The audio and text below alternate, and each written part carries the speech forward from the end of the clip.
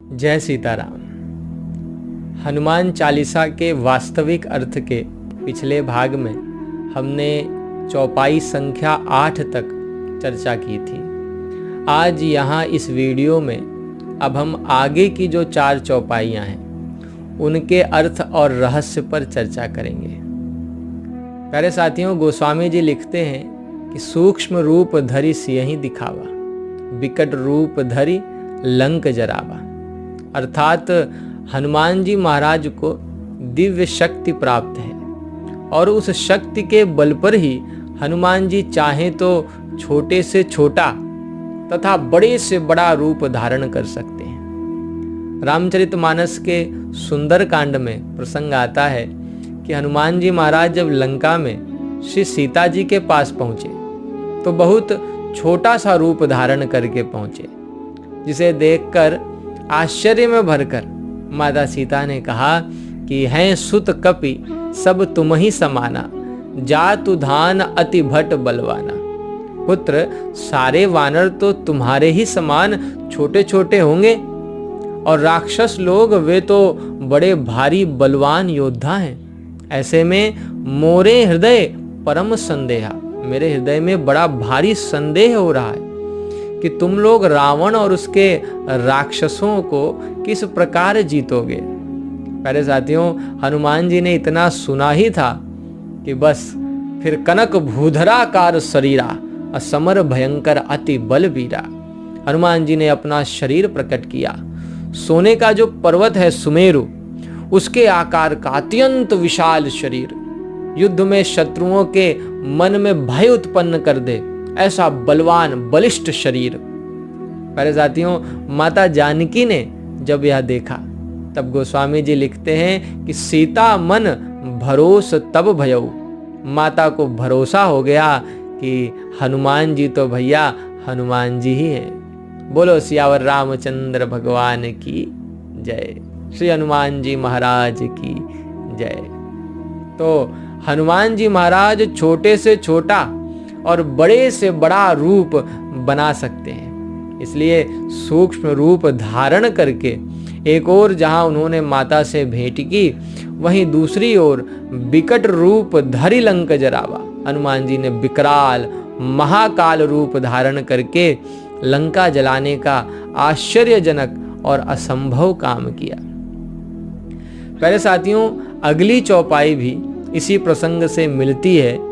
गोस्वामी जी लिखते हैं कि भीम रूप धरि असुर सहारे, रामचंद्र के काज समारे।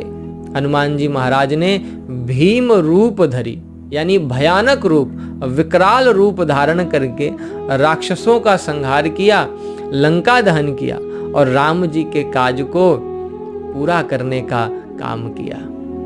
अब अगली 11वीं चौपाई में गोस्वामी जी लिखते हैं कि लाय सजीवन लखन जियाए, श्री रघुबीर हर्षि उर लाए।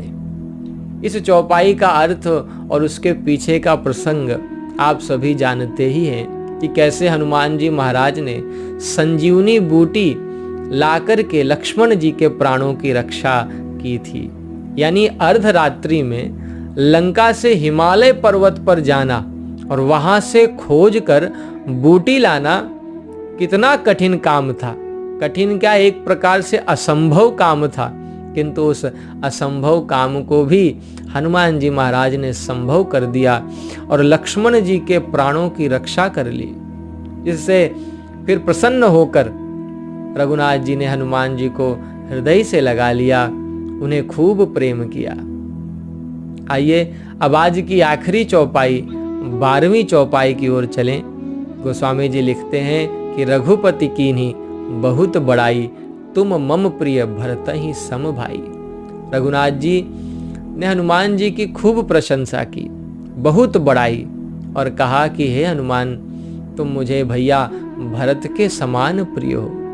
प्यारे साथियों, बहुत बड़ाई का भाव यह है कि रघुनाथ जी ने हनुमान जी को अपने से भी अधिक बड़ा बना दिया।